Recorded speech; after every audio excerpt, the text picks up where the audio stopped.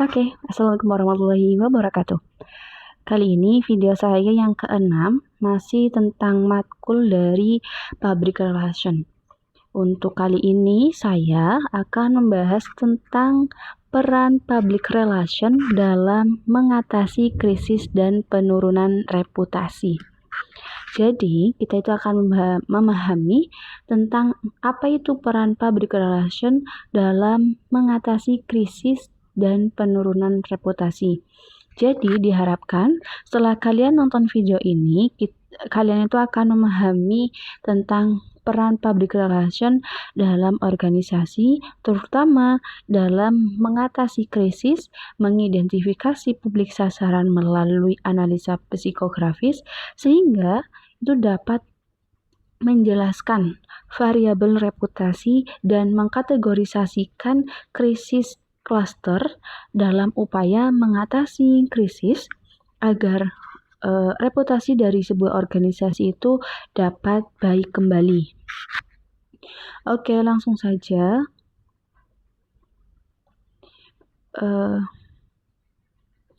Jadi, public relation itu kan sangat penting dalam upaya yang tidak hanya mengatasi krisis, namun juga dampak yang ditimbulkan bagi organisasi.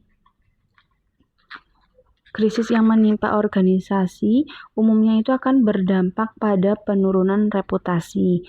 Reputasi organisasi yang dibangun bertahun-tahun seketika dapat hancur bila krisis itu tidak ditangani dengan segera dan tidak ditangani dengan baik dan tuntas.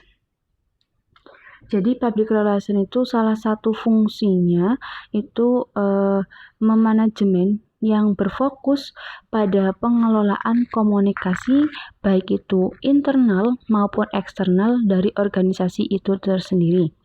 Karena adanya banyak pemangku kepentingan seperti karyawan, pelanggan, investor, dan juga media, ada komunitas, pemerintah, dan juga masyarakat umum.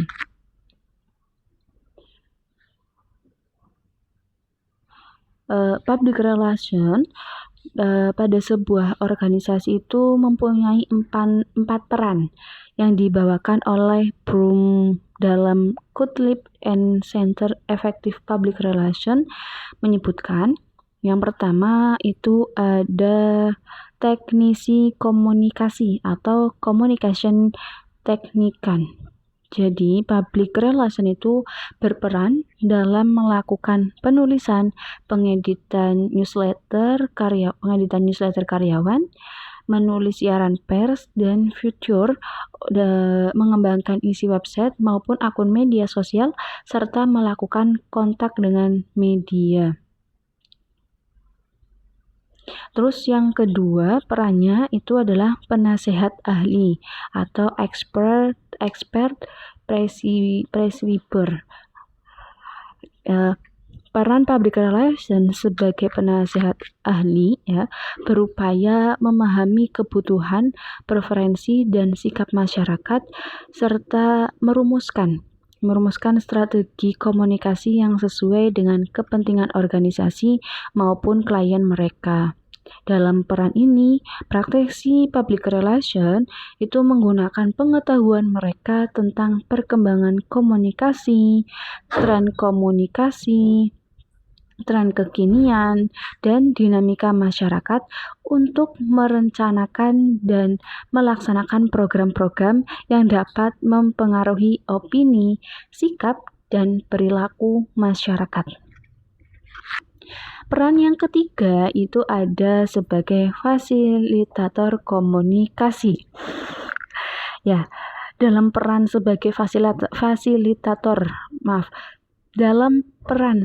fasilitator komunikasi, praktisi public relation tidak hanya menjadi pendengar dan perantara komunikasi, namun juga bertindak sebagai petugas penghubung, interpreter maupun mediator antara organisasi dengan publiknya.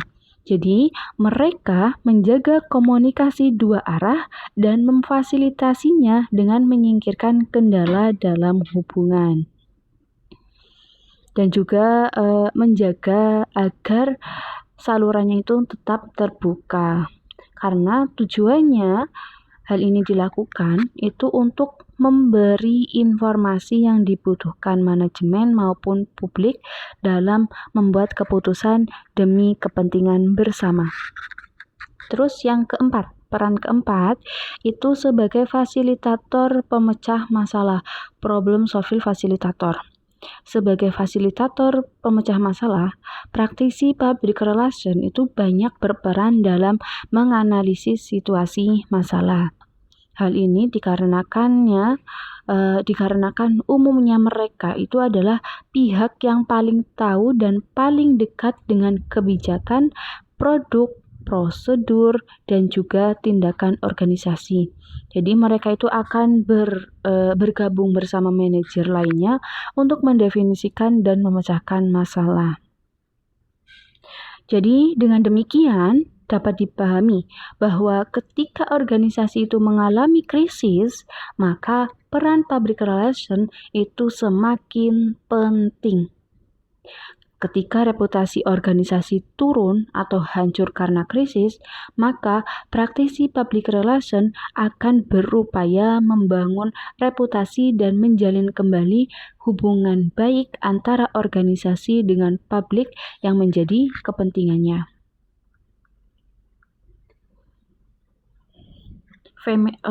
Fenomena belakangan ini yang menyoroti beragamnya krisis yang menimpa sebuah perusahaan, organisasi, ataupun lembaga maupun individu seperti selebritis maupun tokoh politik, tokoh masyarakat, memperlihatkan bahwa krisis itu bisa menimpa siapa saja. Entah itu mau presiden, orang biasa, itu semua pasti akan terkena krisis. Budaya cancel culture itu menjadi sebuah sanksi sosial yang tidak tertulis namun berlaku di masyarakat. Penurunan reputasi dan pemboikotan terhadap produk maupun layanan tentunya akan berdampak pada kelangsungan hidup dan bisnis organisasi maupun individu. Untuk itu, manajemen krisis telah menjadi bagian penting dari setiap rencana bisnis organisasi.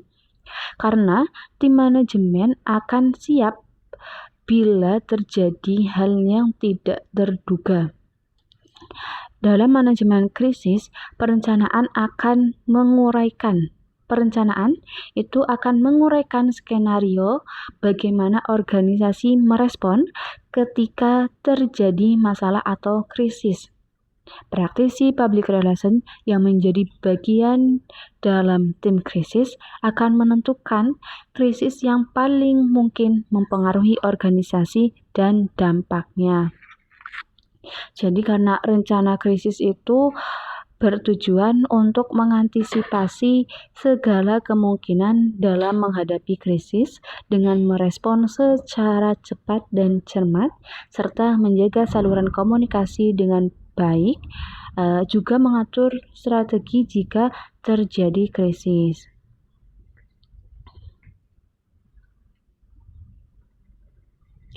Kalau menurut Putri Truline dalam Wijayanto 2013, rencana krisis itu memiliki beberapa pertanyaan kunci, yakni yang pertama ada siapa saja yang terlibat dalam mengatasi krisis dan apa peran, tugas, dan tanggung jawabnya.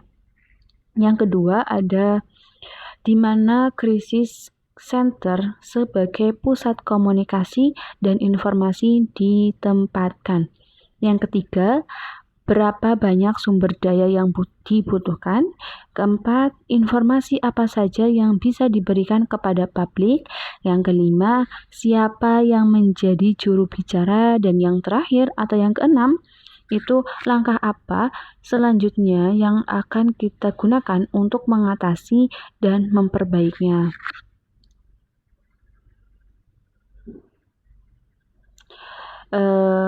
dalam manajemen krisis itu terdapat beberapa key point atau poin kunci.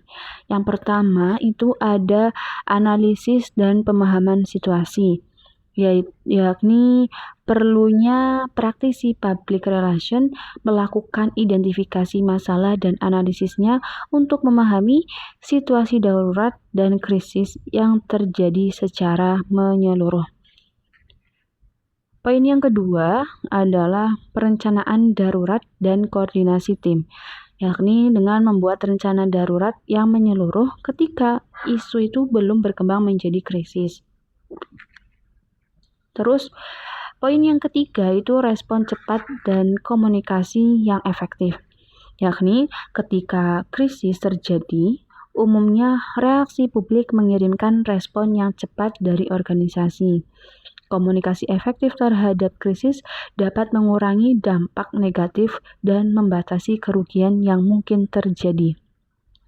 Poin yang keempat adalah manajemen media dan pemangku kepentingan, yakni peran petugas public relation dalam mengelola hubungan dengan media massa selama krisis dengan memberikan tanggapan yang cepat dan menyediakan waktu serta fasilitas untuk koordinasi wawancara antara media dan juru bicara atau narasumber yang tepat. Dan poin yang kelima adalah dengan pengembangan pesan dan pengelolaan reputasi daring, yakni peran petugas public relation dalam merancang pesan-pesan yang tepat untuk berbagi halayak selama krisis, memastikan adanya konsistensi pesan dalam komunikasi dan menghindari kebingungan atau kesalahpahaman yang lebih lanjut. Terus, poin yang keenam itu evaluasi krisis dan respon, yakni kita akan menganalisis secara menyeluruh tentang tanggapan masyarakat terhadap krisis dan dampaknya terhadap reputasi organisasi. Jadi, petugas public relation itu juga menggunakan analisis tersebut untuk mengevaluasi secara komprehensif respon krisis bahkan setelah situasi terkendali. Dan poin yang ketujuh atau yang terakhir itu adaptasi, perbaikan, dan perbaharui rencana, yakni rencana perbaikan secara berkelanjutan terhadap rencana darurat dan proses manajemen krisis berdasarkan pembelajaran dari pengalaman krisis sebelumnya atau perubahan dalam lingkungan operasional.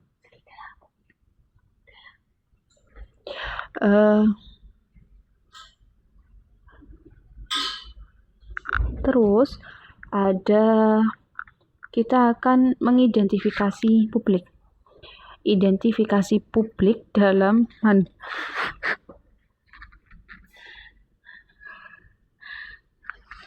sebentar, maaf.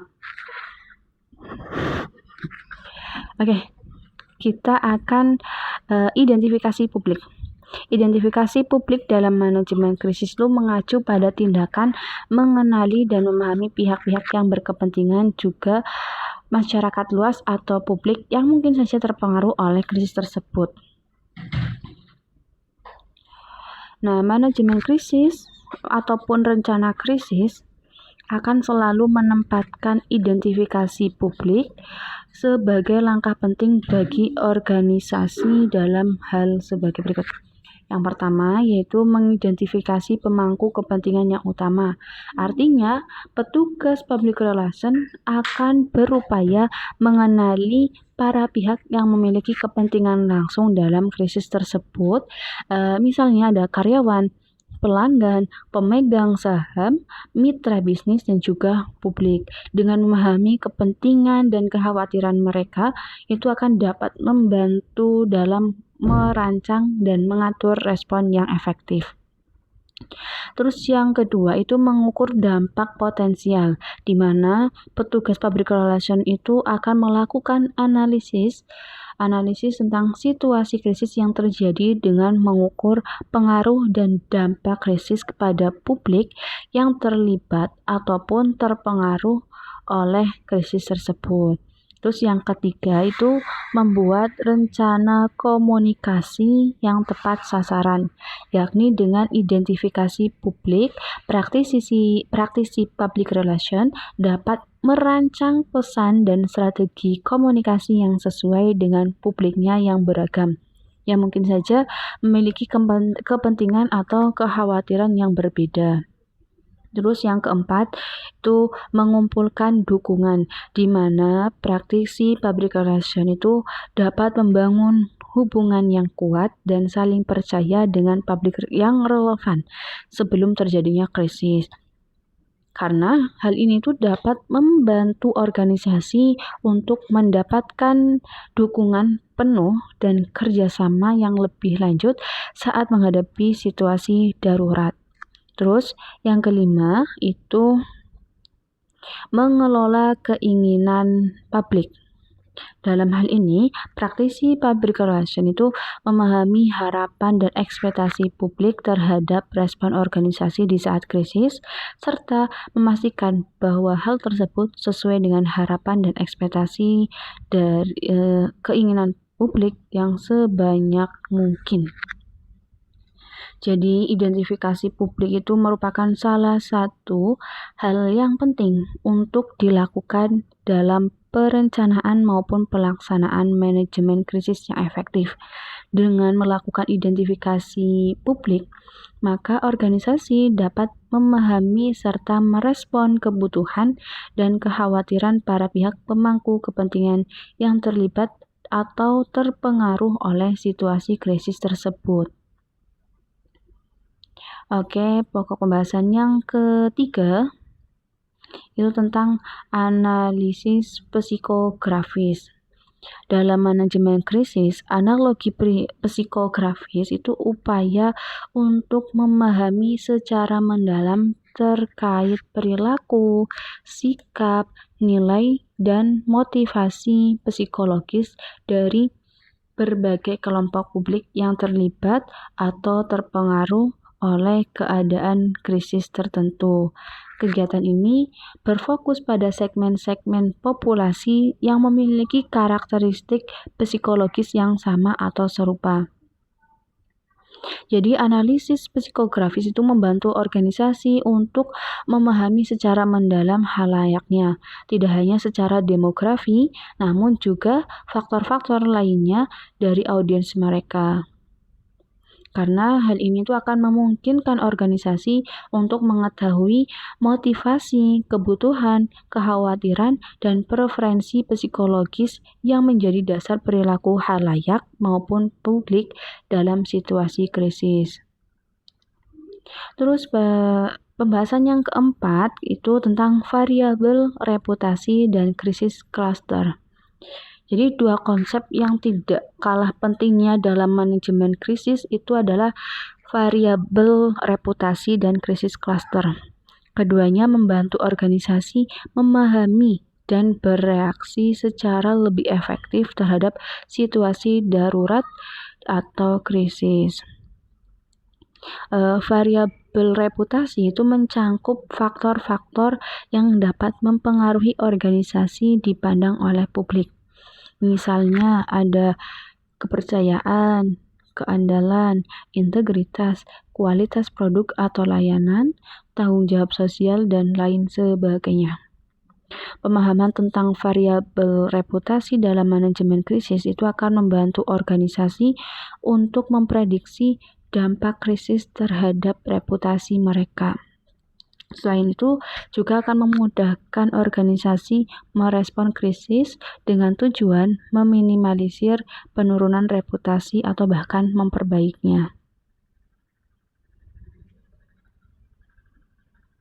Karena krisis itu kan penyakit, kadang bisa lebih dari sekedar penyakit biasa, bisa jadi menular, sehingga perlu diisolasi atau dikarantina agar tidak menyebar.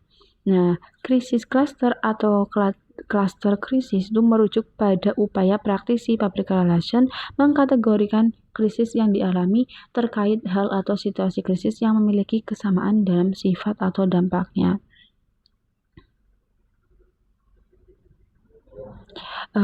Klaster krisis itu dapat muncul dalam berbagai bentuk seperti klaster krisis industri, misalnya krisis dalam industri minyak atau perbankan. Terus ada klaster krisis geografis, misalnya krisis alam di wilayah tertentu, atau klaster krisis berdasarkan jenis krisis tertentu, misalnya krisis reputasi, krisis keamanan, krisis lingkungan, dan juga lain sebagainya. Dengan mengisolasi krisis dan mengkategorikannya dalam klaster krisis tertentu, itu akan memudahkan organisasi untuk mengenali gejala maupun pola yang muncul dalam krisis-krisis yang mereka hadapi. Sehingga praktisi public relation itu dapat merancang strategi penanganan yang lebih fokus dan efektif. Dengan mempertimbangkan variabel reputasi dan menganalisis klaster krisis, organisasi dapat meningkatkan kemampuan mereka dalam mengelola krisis dengan lebih baik. Jadi hal ini memungkinkan tim krisis untuk merancang solusi dan mengatasi krisis dengan tepat sasaran yang mampu meredam dampak negatif pada reputasi organisasi, sehingga akan memperkecil dampak dan kerugian yang timbul dari krisis tersebut. Oke, sepertinya cukup sekian pada video kali ini. Sampai jumpa di video yang ke-7. Saya undur diri. Wassalamualaikum warahmatullahi wabarakatuh.